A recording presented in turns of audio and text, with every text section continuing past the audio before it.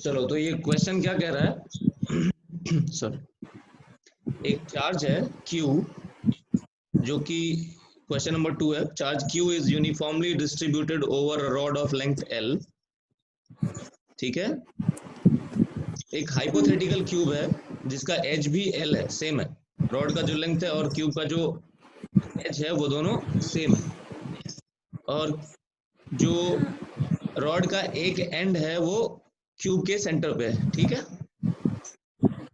मुझे निकालना है कि क्यूब के जो 6 सरफेसेस हैं उसके थ्रू मिनिमम पॉसिबल फ्लक्स क्या होगा इलेक्ट्रिक फील्ड का। ओके, है ना? हाँ।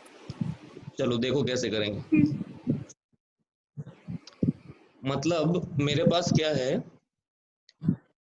कि ये लेट्स से मेरे पास एक क्यूब है, ठीक, ये क्यूब का सेंटर है ना? तो हाँ। रॉड का जो, ये रॉड का एक एंड है वो क्यूब के सेंटर पे है, समझ रहे हो? हाँ। ये फेस है, एक फेस है जिसको मैं नाम दे देता हूँ ABCD। ओके, मैं क्या करता हूँ, ABCD को ना सामने से देखता हूँ, मतलब मैं अपना आई जो है वो वहां प्लेस करता हूँ ABCD के परपेंडिकुलर। तो मुझे क्यूब दिखेगा क्या? क्यूब दिखेगा? नहीं, स्क्वायर दिखेगा। सिर्फ स्क्वायर दिखेगा, है ना? ये हाँ। दिखेगा बस मुझे ABCD, बाकी सब छुप जाएगा पीछे, है ना? हाँ। और हाँ। रॉड इधर कहीं है, तो रॉड कैसे भी रह सकता है, रॉड ऐसा भी रह सकता है, रॉड ऐसा भी रह सकता है, ऐसे भी हो सकता है, कैसे भी रख सकते हो। ठीक है, रॉड किसी भी ओरिएंटेशन हाँ। में जा सकता है, बस एक चीज फिक्स्ड है। क्या फिक्स्ड है? सेंटर से जाएगा, हाँ, मतलब मतलब रॉड का सेंटर में एक एक। एंड जो है वो सेंटर पे लाई करेगा। ठीक है, क्लियर? हाँ। हाँ। ओरिएंटेशन कुछ भी हो सकता है। अब अच्छा। हाँ। इस सिचुएशन में मुझे क्या चाहिए? मुझे चाहिए क्यूब के थ्रू मिनिमम फ्लक्स चाहिए। ओके, हाँ।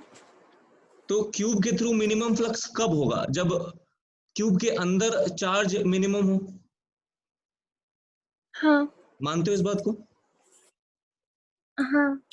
तो क्यूब के अंदर चार्ज मिनिमम कब होगा? मतलब रॉड का लेंथ जो क्यूब के अंदर है वो मिनिमम हो। हाँ। अब ये मुझे बताओ, क्या ये इस ओरिएंटेशन में पॉसिबल है क्या? रॉड का minimum length inside the cube? नहीं। नहीं, ये ओरिएंटेशन नहीं। पॉसिबल नहीं है। एक पॉसिबिलिटी क्या है, ये हाँ। होगा ऐसा, हम्म। जब रॉड किसी एक फेस के परपेंडिकुलर हो। क्लियर? बाकी और किसी भी ओरिएंटेशन में रॉड का लेंथ क्यूब के अंदर ज्यादा होगा। मानते हो? हाँ। तो इस ओरिएंटेशन में बता सकते हो रॉड का लेंथ इनसाइड द क्यूब कितना है? क्योंकि ये, L/2। Yes good, this is L/2, this is also L/2, so length of the rod, minimum length of the rod inside the cube is L/2। हाँ। बाकी किसी भी ओरिएंटेशन में रॉड का length inside the cube will be more. Clear? तो ये हाँ। हमारा सिचुएशन है। अब इस सिचुएशन में क्या हो रहा है, क्योंकि मुझे पता है कि रॉड पे चार्ज यूनिफॉर्मली डिस्ट्रीब्यूटेड है, हाँ। तो अगर L लेंथ में Q चार्ज है तो L/2 लेंथ में कितना होगा? वो आधा हो लैम्डा जाएगा। निकालना नहीं, फिर। लैम्डा की जरूरत ही नहीं है ना, हाँ। डायरेक्टली तुम बता सकते हो ना। अच्छा। अगर L लेंथ में हाँ। Q चार्ज है तो L/2 लेंथ में Q/2 चार्ज होगा, Q/2। हाँ। है ना? यानी कि हाँ। इस सिचुएशन में, ये वाला जो सिचुएशन तुमको दिखाया, उस सिचुएशन में क्यूब के अंदर कितना चार्ज है? Q/2। गुड, Q/2, तो फ्लक्स कितना हो जाएगा? फ्लक्स कितना हो जाएगा? Q/2। Q Q/2 by, epsilon naught. Good, आ गया आंसर, है ना? हाँ। समझे? So minimum possible flux of electric field through the entire cube is Q/2 epsilon naught. Clear? हाँ। है ना? हम्म। चलो, ओके, चार्ज Q है, charge Q is uniformly distributed within the material of a hollow sphere of inner and outer radii R1 and R2. Find the electric field at a point P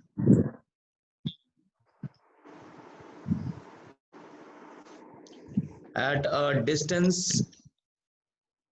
x away from the center, और x जो है वो R1 से बड़ा है और R2 से छोटा है। और फिर सेकंड पार्ट में मुझे निकालना है रफ ग्राफ एक निकालना है sorry, showing the electric field as a function of x, और वो ग्राफ निकालना है 0 से लेके 2R2 तक। ठीक है, वो सेकंड वाला पार्ट अपन बाद में करते हैं, पहले फर्स्ट पार्ट कर लेते हैं। ओके, तो हाँ, यहाँ देखो कैसे करना है इसको।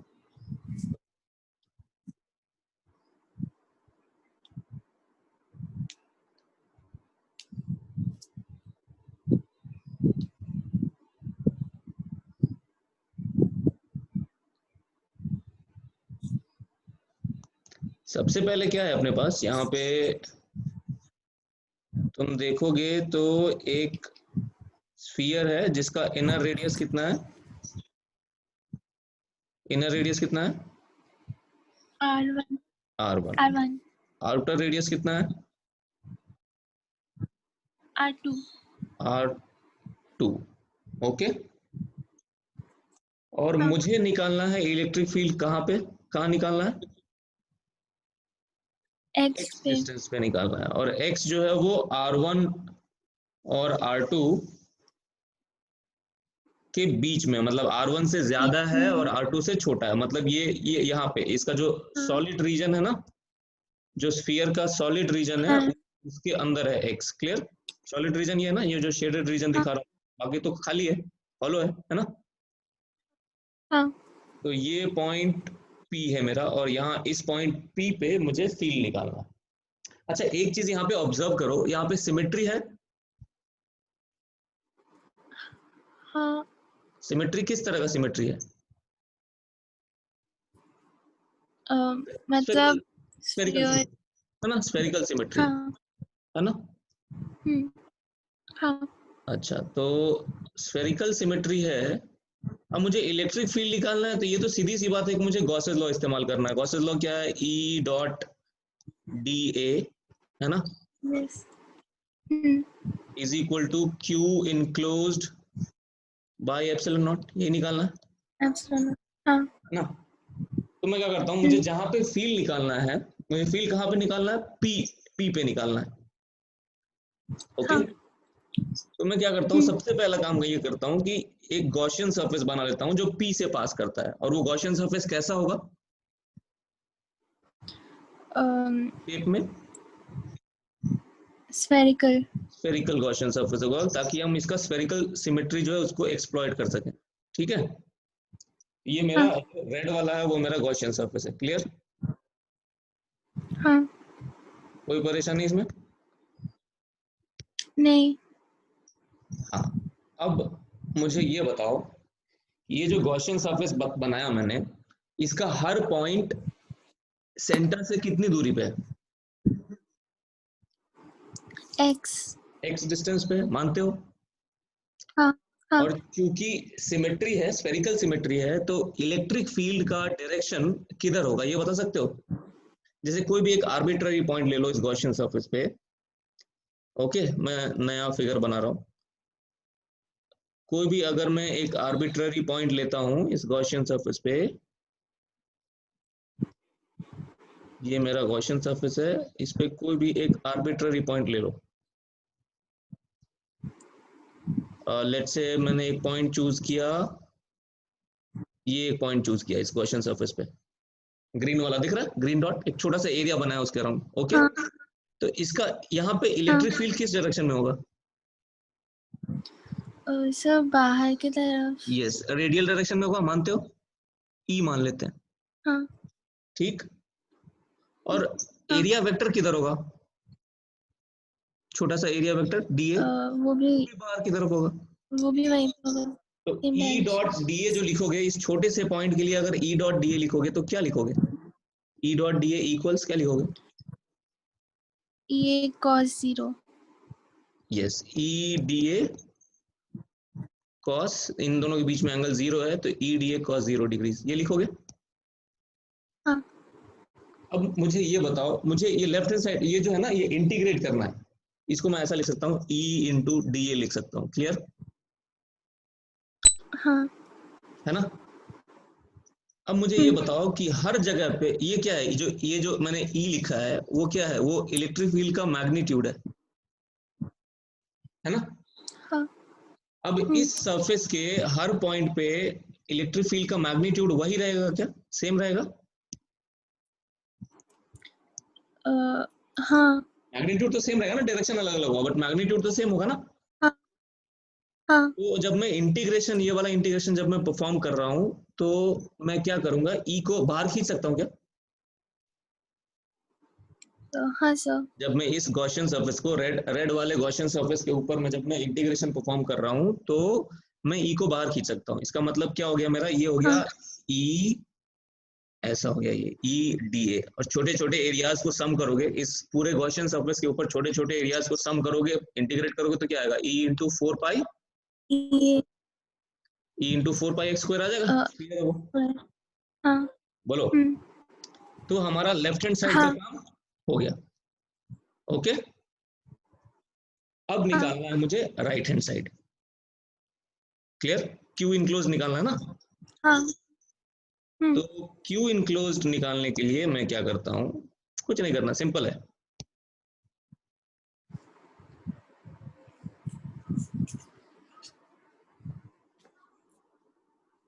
मुझे तो सिर्फ इस चार्ज से मतलब है ना, हाँ. जो इसकी इस गॉसियन सरफेस के अंदर है, मानते हो? ये हाँ. R1 है, ये X है, और ये है बड़ा वाला बाहर वाला R2 है। क्लियर? कोई परेशानी इसमें? हाँ. नहीं. अगर मुझे इस रीजन का रो मिल गया, मतलब चार्ज डेंसिटी मिल गया, तो मैं ये जो रेड वाला रीजन है उसके अंदर का चार्ज निकाल लूंगा ना, वॉल्यूम से मल्टीप्लाई करके। हाँ. अब जो चार्ज है उसका डेंसिटी निकालते हैं पहले। चार्ज कितने वॉल्यूम में डिस्ट्रीब्यूटेड है ये बताओ? चार्ज तो इस सर वॉल्यूम में पूरे डिस्ट्रीब्यूटेड है। वॉल्यूम में है. हाँ, हाँ. यहाँ पे इतने वाले में है, तो डेंसिटी निकाल सकते हो। चार्ज दिया हुआ है ना, शायद क्यू दिया हुआ है, क्यू बाई हाँ. 4/3 वॉल्यूम पाई R2 cube R3. Minus R1 cube. मानते हो? हाँ. ये मेरा डेंसिटी हो गया। हाँ. और डेंसिटी तो हर जगह सेम है, यूनिफॉर्मली डिस्ट्रीब्यूटेड है ना। हाँ सर. तो अब मुझे जरा सोच के बताओ, ये समझ में आया? कोई परेशानी इसमें? नहीं. ये R1 है और ये है R2, तो मुझे मिल गया चार्ज डेंसिटी मिल गया।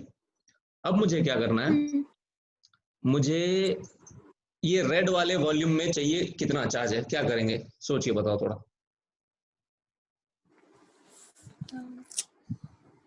डेंसिटी इंटू वॉल्यूम करेंगे तो चार्ज मिल जाएगा। हाँ. तो डेंसिटी कितना है? डेंसिटी तो हमने पता कर लिया। अब बताओ वॉल्यूम कितना है, ये रेड वाला वॉल्यूम? 4/3 by x cube. बस x क्यूब। R1 हाँ. क्यूब माइनस नहीं करोगे उसमें से? हाँ. नहीं, हाँ करेंगे. ये है ना वॉल्यूम। हाँ. यानी कि ये जो रेड वाला सरफेस है उसके अंदर टोटल चार्ज कितना हो गया? क्यू इनक्लोज हो गया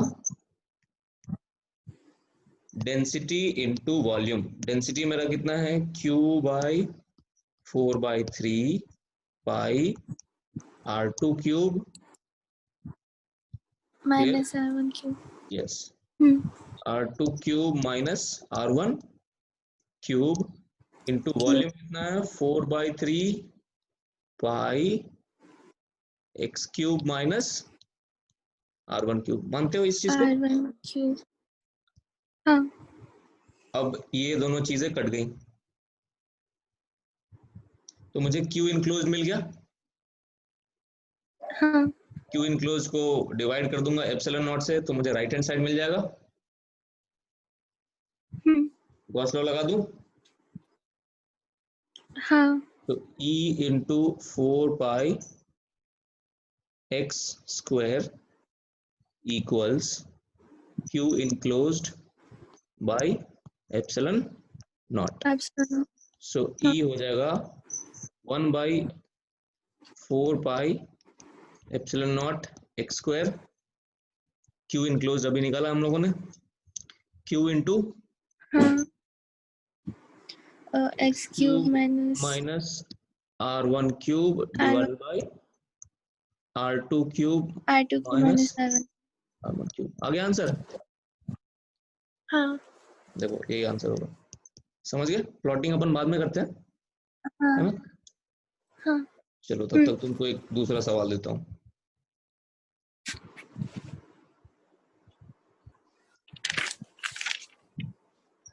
चलो ठीक है, क्वेश्चन नंबर 12। एक चार्ज है Q, जिसको एक हॉलो मेटेलिक स्फीयर है, ये ध्यान रहे मेटेलिक है, ठीक है? इसका बहुत ज्यादा इंपॉर्टेंस है इस क्वेश्चन में। मेटेलिक स्फीयर है, कंडक्टर है ना? इसका रेडियस a है, हाँ उस हाँ सेंटर पे हमने एक चार्ज कैपिटल Q रख दिया। तो मुझे क्या क्या निकालना है? इनर सरफेस पे सरफेस चार्ज डेंसिटी निकालनी है, आउटर सरफेस पे सरफेस चार्ज डेंसिटी निकालनी है, पार्ट ए, ठीक। पार्ट बी, अगर स्फीयर पे एक स्मॉल क्यू चार्ज हमने बाहर से डाल दिया, ओके, हाँ तो अब इस केस में इनर और आउटर सरफेसेस पे क्या सरफेस चार्ज डेंसिटीज होंगी? क्लियर? हाँ फिर पार्ट सी में मुझे निकालना है electric field inside the sphere at a distance x from the center in the situations A and B. Okay? हाँ। क्लियर? चलो बनाना शुरू करते हैं क्वेश्चन।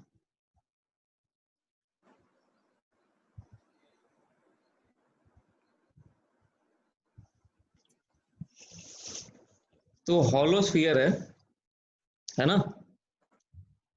हाँ तो पहले स्फीयर ड्रॉ कर लिया जाए। ये पतला सा थिन सा शेल मान सकते हो मतलब इसको, है ना? हाँ क्लियर? और इसका सेंटर हाँ पे मैंने एक डाल दिया चार्ज Q। ओके, हाँ तो मुझे निकालना है कि इसका इनर सरफेस पे क्या होगा चार्ज, है ना? मान लेते हैं इनर सरफेस पे चार्ज हाँ x है और आउटर सरफेस पे चार्ज है y। ओके, क्लियर ना?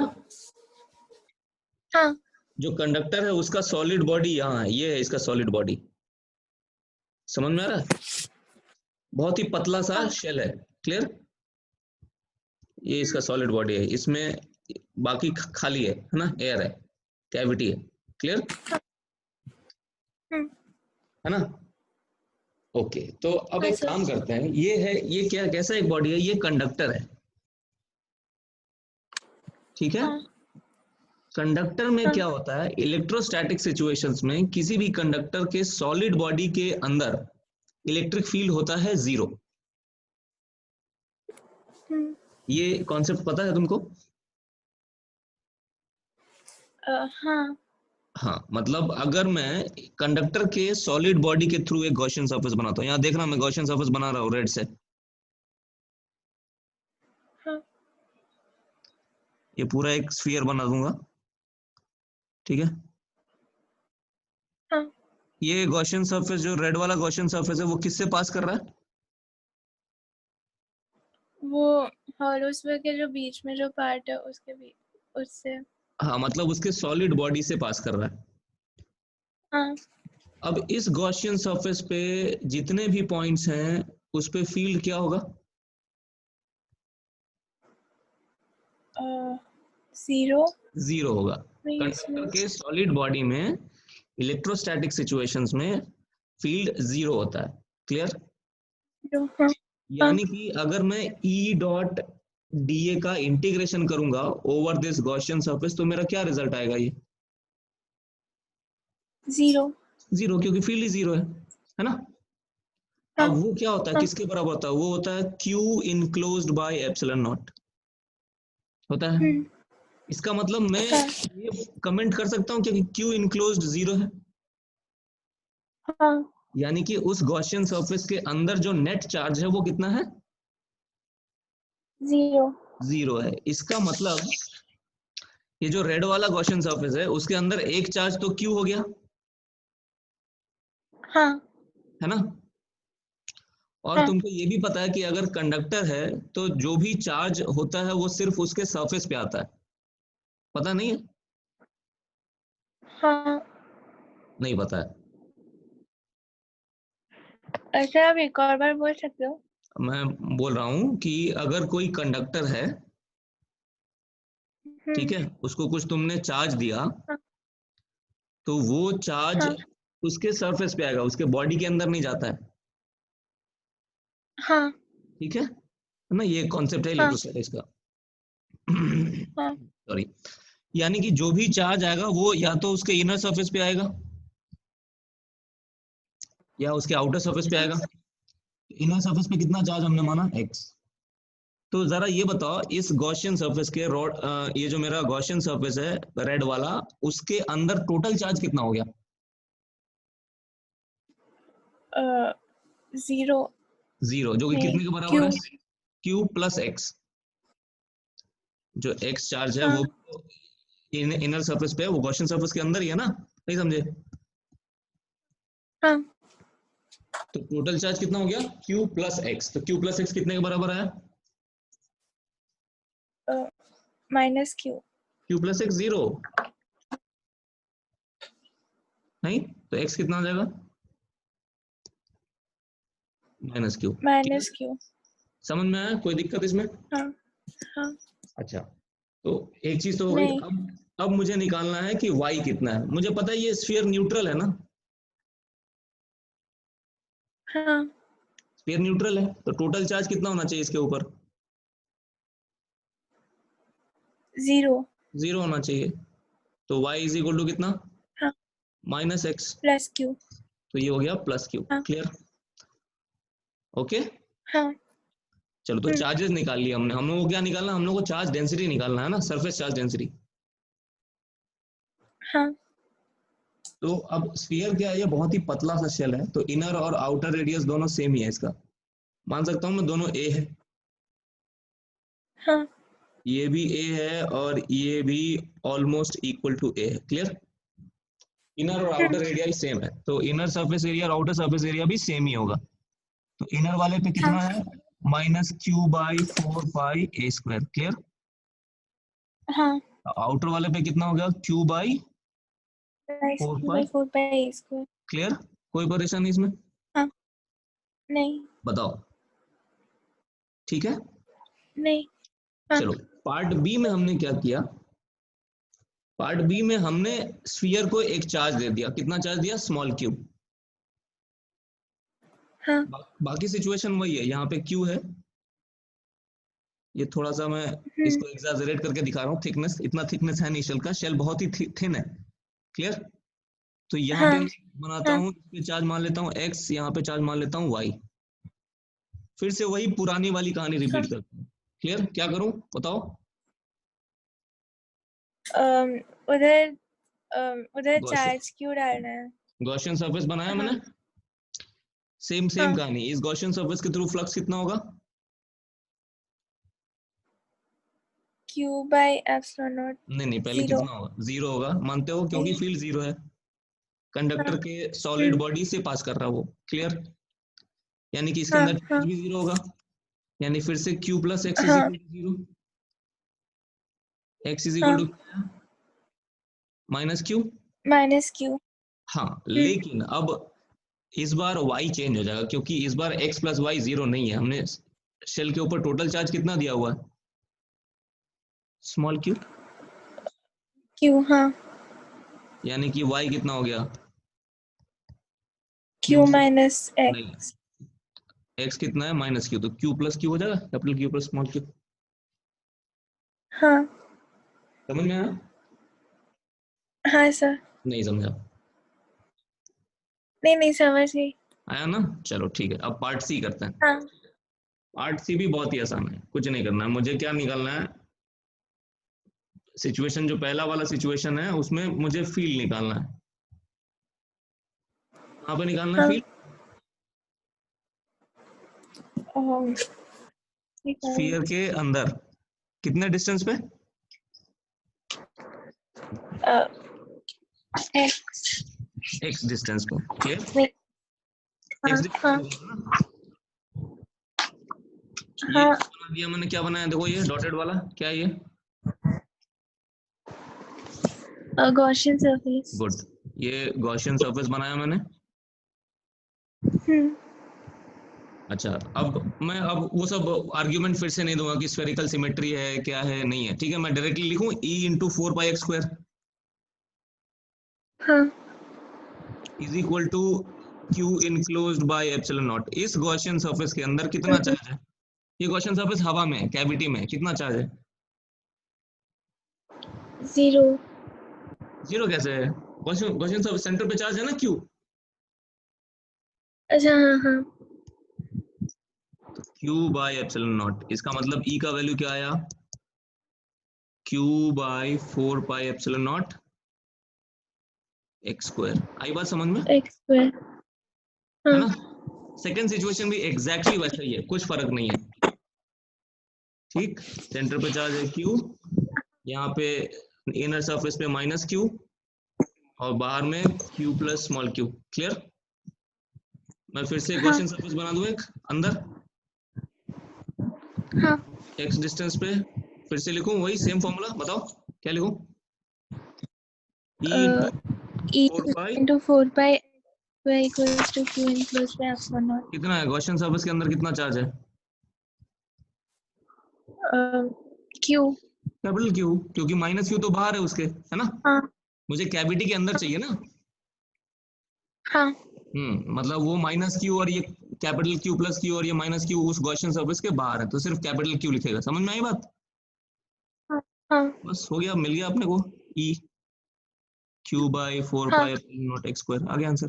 आया समझ में? हाँ सब। है ना? इजी है। हाँ हम्म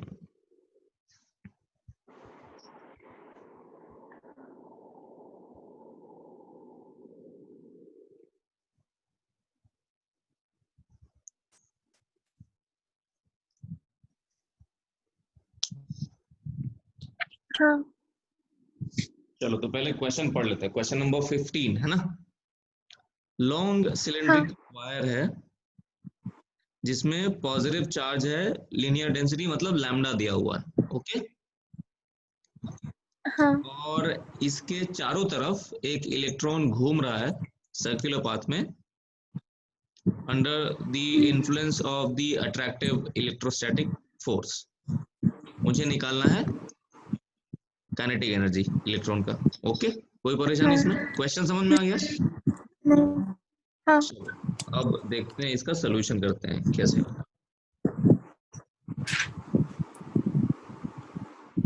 ये सिलिंड्रिकल वायर दिया हुआ है मेरे पास, ऐसा है।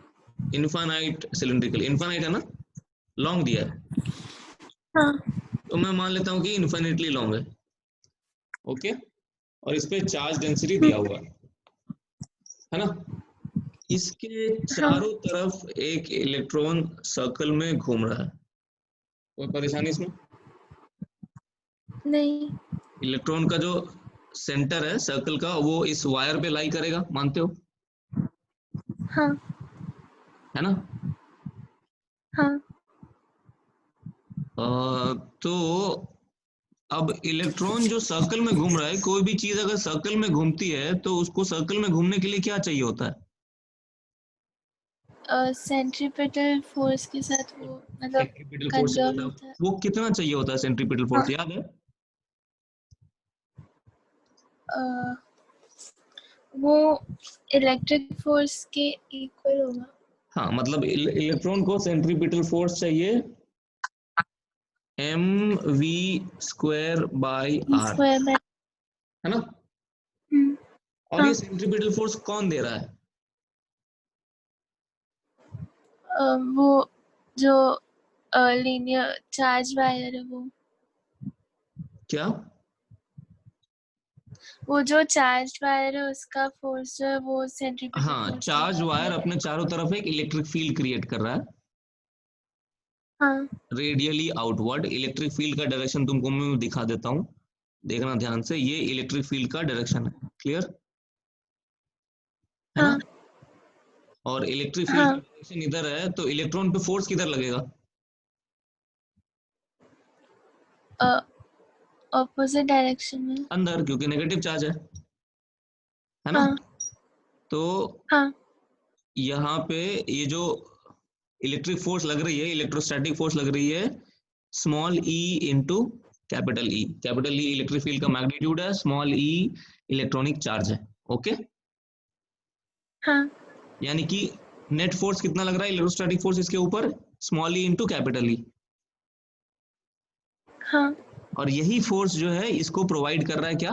इसका centripetal force, required centripetal force is being provided by the electrostatic force. Clear? हाँ यानी कि मैं इक्वेशन लिख सकता हूं, small E into capital E is equal to M B square by by यार। आर। हाँ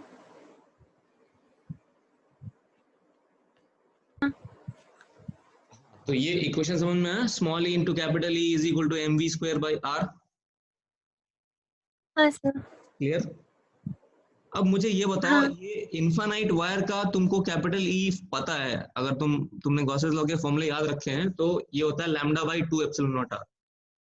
lambda by 2 pi epsilon naught R, याद है क्या? हाँ याद आया। हाँ याद आया? Lambda upon 2 pi epsilon naught are.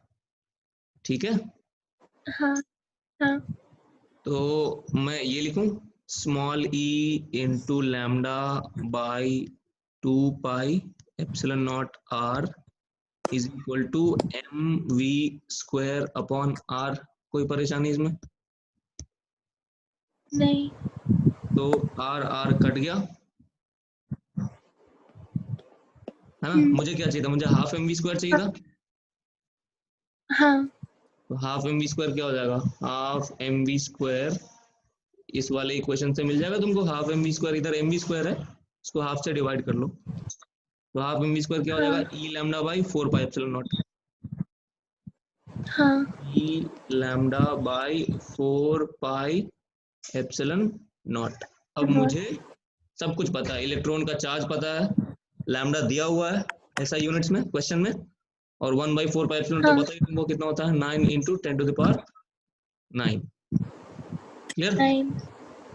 तो इसका रेडियस से हाँ कोई ताल्लुक नहीं है, दिख रहा है कहीं भी? इस एक्सप्रेशन में रेडियस दिख रहा है क्या कहीं भी? नहीं। है ना? हो गया फिर, समझ रहे हो? हाँ क्या बोलते हो, बराबर है?